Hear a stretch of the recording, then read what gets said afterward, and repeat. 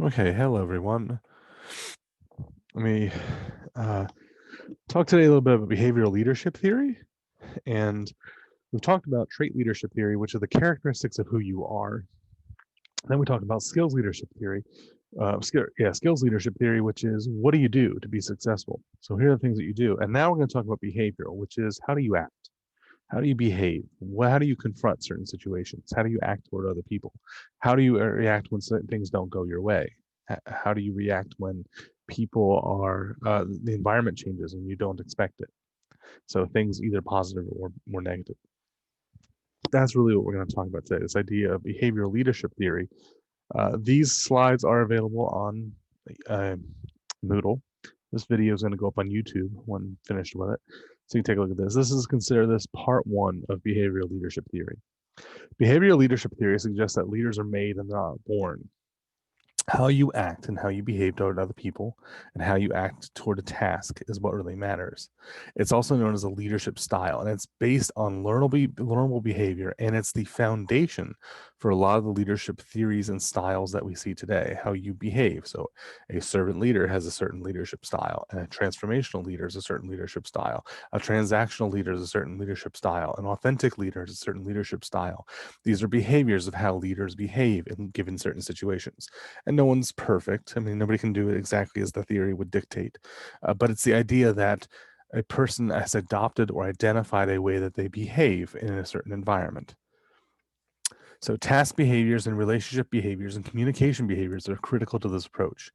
The first two, task and relationship, you're going to see are going to be two elements that are critical for this.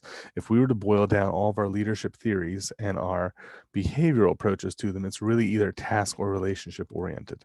So back to that sociability again, coming back and really seeing how detailed and how involved sociability is and working and creating that relationship with others, with followers, and building trust and commitment, etc. The way we react to situations, our experiences, our genetics, our social norms, our core faith, also known as worldviews, and our attitudes all form these behaviors and how we act. Again, the foundation of modern leadership theories. So I've been holding off on saying this at this point, but I feel it's appropriate to start here with behavioral leadership.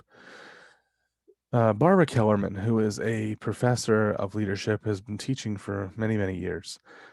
She created this thing called a leadership triangle. Now, I should warn you, there are multiple leadership triangles and different theories and models in leadership. But she came up with a simple one saying that in order to lead effectively, there's three parts to a triangle. In every situation, there's a leader, there are followers who follow that leader, and then there's the situational context, which is the challenge, the struggle, the environment, whatever it is, the problem. All of these three things are pulled in different directions sometimes. They all have different elements that are involved in the challenge ahead. So in every given leadership situation, there's a leader, followers, and context. And usually, even with the same leader and followers, the context can vary so much that leaders don't behave the same way or can't behave the same way to be successful. So know what this leadership triangle is, that there's a leader, a follower, and context. And in addition, leadership theories and different aspects of leadership are either leader-centric or follower-centric. Sometimes context-centric, but that's usually just a constant. Remember we talked about skills leadership, environmental factors were persistent even through the skills and the outcome performance and the traits that we have. Here, realize that some leadership theories and styles are leader centric. Most of them are, right? It's about how the leader behaves with followers. But in turn, some of them are follower centric, where the follower interacts with the leader and changes the leader. If you've ever heard the term leading up is when somebody is low level in the organization and is leading the leader, kind of suggesting here's how we should lead, here's how we should do, here are incentives as to why we should behave in a certain way. That's very follower centric. But know that the leadership triangle says that there are really three components to every leadership opportunity. Now, I don't want to stop. I don't want to put away traits. We've talked about traits. It's the it's the characteristics of a person that don't change easily or don't change quickly. Gender, awareness, intelligence, sociability, all these things are elements of who we are that we either can't change, or if we do change, it takes a long time to change. Behavior is influenced by these personal traits. Again, the traits are important. Now, we said that we don't really believe in trait leadership anymore, that the great man theory, or the way you look and the way that you, the characteristics of you, your current wealth, things like that, that they don't dictate leadership. But notice that both in skills and behavioral leadership, that traits are still important. It's the foundation. It's who you are that creates the person that you become, what you do and how you act, and what skills you have to be successful. And a concern for all these is task and people, relationships. So when we talk about behavior, traits are going to influence how we approach a task and how we're going to approach people. Right? There's certain just elements of our experiences are a great example. How we approach tasks, what's worked for me in the past. Do you just buckle down, you get there, or do you step back and analyze the task before you start it? Do you complain about having to do a difficult task? And as one of my old teachers in high school used to say, if you had just started doing it instead of complaining about it, it'd be done by now. Right? How do you approach a task, and how do you approach people? Right? Those are two elements that are going to be created in this behavioral leadership theory based on our traits, based on who we are. So there are types of leadership, and we're going to talk about this in a little bit. There's directive leadership and participatory leadership. Directive is how you approach a task. Participatory is how you approach people. So is it appropriate to approach the people toward the task first, or directive? Then there's democratic leadership, which is election. It is how we get everybody's input, how we get everyone's ideas together and do that. And that creates confidence and trustworthiness and allows people to be calm during stress and take charge when needed. And there's delegation with that too, that we like to delegate our responsibilities to other people. That's higher form of leadership that's there. But it's, again, behavioral. It's how we act toward other people. And we'll talk about this a little bit more today. The pros and cons of behavioral leadership. Pros: helps leaders build self-confidence, continued exposure, continued experiences. How do I continue to build? Self-belief. Hey, I'm actually better than I thought I was. I think I believe in my ideas. I believe in myself. And how do I build that confidence? And my ideas are pretty good. Adaptation to change. I'm more willing to adapt to change, and once I understand the environment. And verbal reinforcement, continuing to grow in that regard. How do I continue to become a better leader just by hearing other people's input? The cons are that there's limitations, and sometimes it requires some really broad qualifications and nothing specific to be a good behavioral leader, right? So be better would be a great example. Be better at what? Okay, be better somehow, right? Gender differences are another. Men and women are very different when it comes to behavior. Again, the trait is important, right? That foundation. Adaptation could be negative. I can have a big ego. I can become a narcissistic leader because I'm always right, because I always seem to have a really good streak at being successful as a leader. And so there are pros and cons associated with both of this. Now, the core of this comes down to, I think I mentioned in class, the Ohio State versus Michigan rivalry. Part of this is leadership, and this is where the behavioral leadership really comes to play. This is back in the 50s. Ohio State determined there are two different dimensions for behavioral leadership. And notice how similar these two are, but they're different. They're slightly different. Ohio State said that there's consideration, which is creating mutual respect and trust with followers, building that rapport with people. That's the relationship part. A leader who has high consideration can build respect and trust with their followers. They can encourage them. They can provide good examples or experiences with them. This is going to be the foundation of something called transformational leadership later. You'll learn about LEA 220, which is I'm going to try to motivate people. I'm going to encourage them. I'm going to be a role model. I'm going to create this mutual respect and trust with my followers. Second is initiating structure. So you have to not only build respect and trust with your followers, but you have to organize where the group members should be, where they should be in the organization. Who's good at what? Jim Collins, in his book Good to Great, talks about getting the right people on the bus, which means having the people with the right skill set, the right attitude, the right mentality together in your organization doing the right thing. For example, you don't want somebody in accounting doing the HR job. They're good at accounting, so you want to have them as an accountant. The HR person should be good at Title IX and understanding how job benefits work and how understanding what happens in case of disciplinary action, sexual harassment suits, etc. That's the person you want doing that job. You want to have the right people on the bus, in the right seats on the bus. So Ohio State said there are two characteristics. One is consideration, that relationship building, and initiating structure, creating that organization. Who's doing what? Okay. And Ohio State claimed that these are the two characteristics on the foundation for building behaviors. either relationship building behaviors or task oriented behaviors that were based on who gets to do what. Michigan said that there are two other dimensions, and they said this is actually behavioral leadership. And they said it's a continuum. It's not just one or the other, or two skills that are mutually exclusive. It's actually a continuum, and it's based on environment, which is you're either employee centered, which is like consideration, I'm building the trust and building people, or I'm task centered, I'm job centered, right? So, and depending on the job, depending on the environment, depending on the event, you're somewhere on this line. For example, imagine when COVID-19 first struck, a pandemic hit or a natural disaster hit, the economy fails, so we have a Great Recession or a Great Depression again. You want to be very employee centered. People don't know what's going to what happened. They don't know whether they're going to keep their jobs. They don't know what's going to happen in the future. They're not sure the expectations of the company. They're not sure where they fit in the company. You want to be very employee specific and telling people, here's where we are. Here's the plan ahead for the future. Remember, clarity outperforms certainty. Clarity eats certainty for breakfast, right? And we really want to tie together people and understand people. I want to build those relationships. So I'm employee oriented. Now, as opposed to, we are not in a crisis mode. Things are going really well, but we have a job we have to get done by Friday, and it's a big job.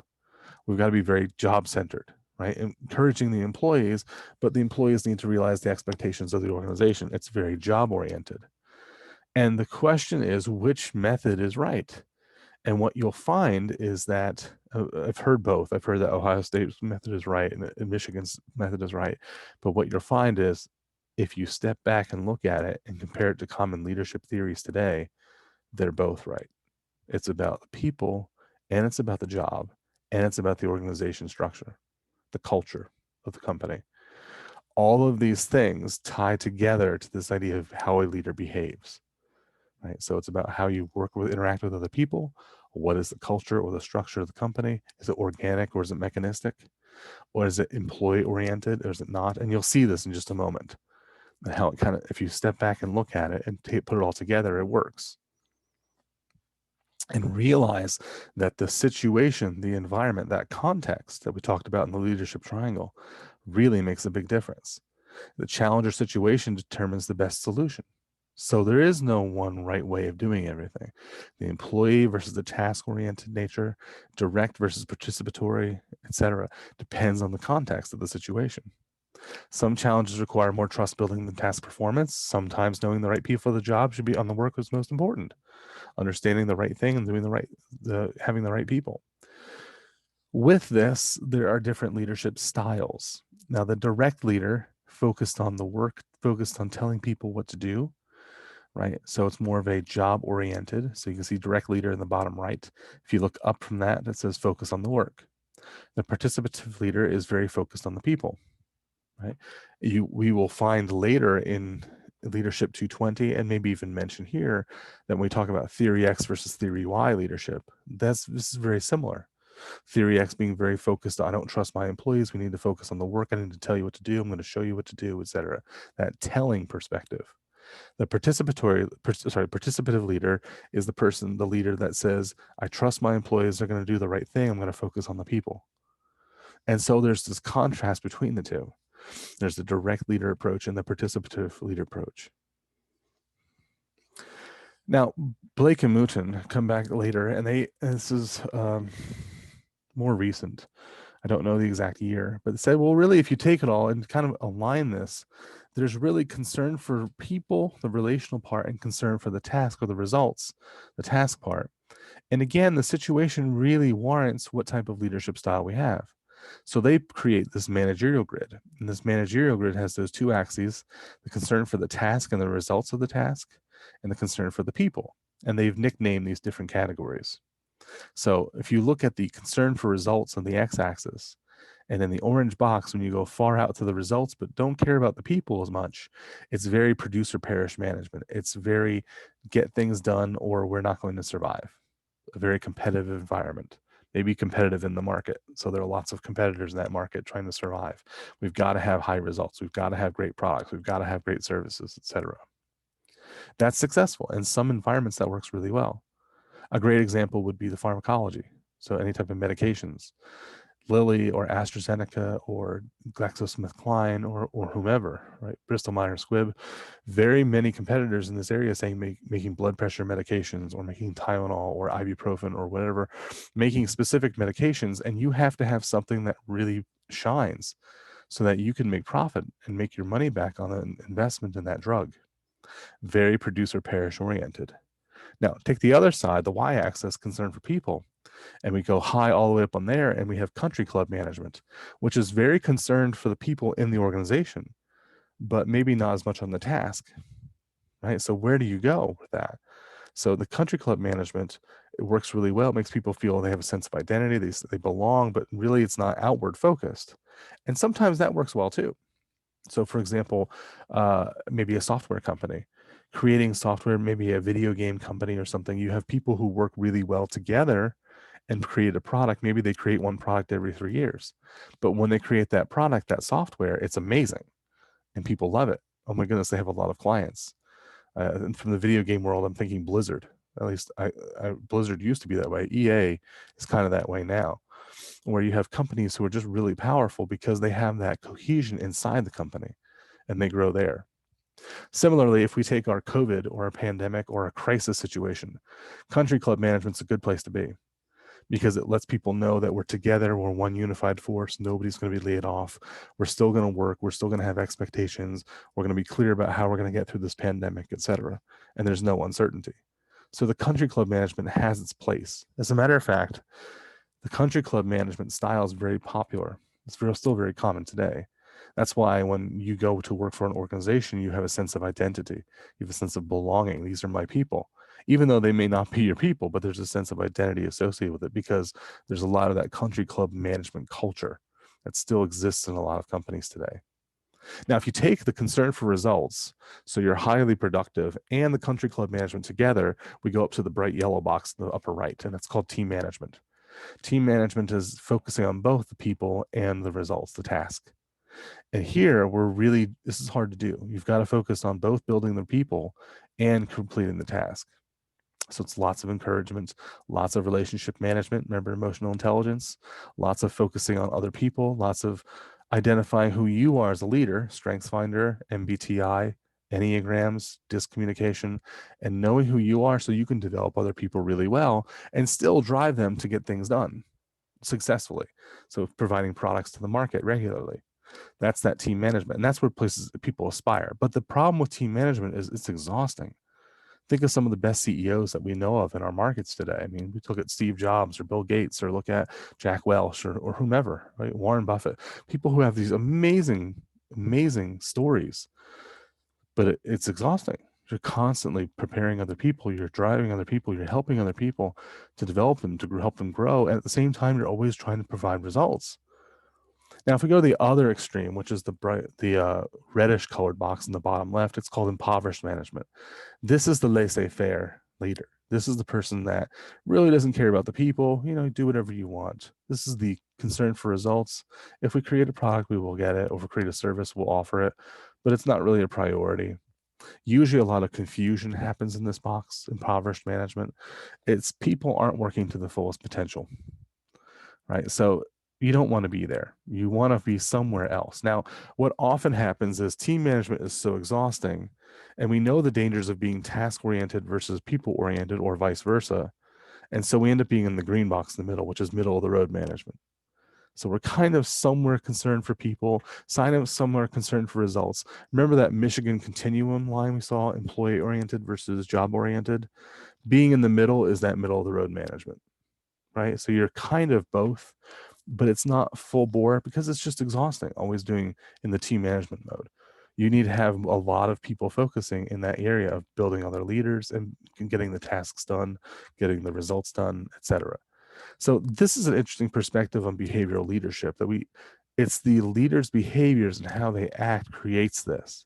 Oh, and one last thing. When you have the narcissistic leader, you have the selfish leader or the toxic leader, which style do they use?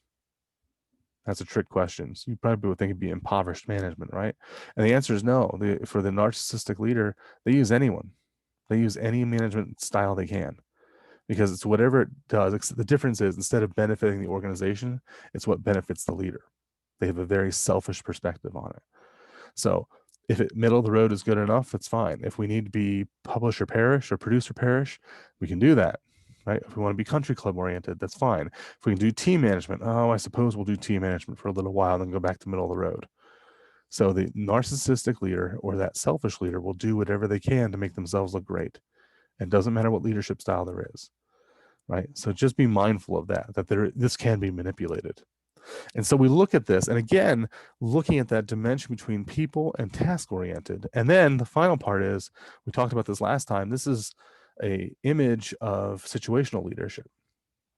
You can see the similarities. This is a theory that came out in the 80s, Ken Blanchard, that said that if people start in the bottom right box, which is that red, and for new employees, we're going to direct them. And then as they start becoming, there's still high direction, but then there's high supportive behavior. We're going to help you as you grow as the employee. We're going to coach you and mentor you. And then we're going to support you in the yellow box as you continue to grow. So I don't need to tell you what you need to do or how to do the job, but I want to support you. And then finally, down to the green box, there's delegation. Translation, all this is based on situation, the ability and the performance of the person, the employee, and the amount of direction that person has, the amount of desire that person has to do the job. And so you can see the boxes at the top go from D1 to D4 as the person starts to develop and grow, first through competency of doing the task and then through commitment of doing the task. We end up getting that person to become a leader. So again, environment matters. We're back to the idea that situation, context makes a big deal. So that's an overview of behavioral leadership theory.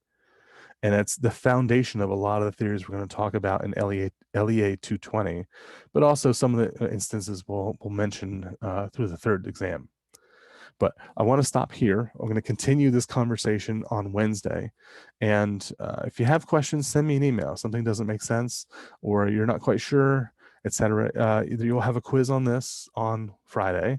You'll also have a discussion forum pop up sometime today on Monday so that you can work a little bit through the idea of behavioral leadership theory. I look forward to talking to you and have a great day.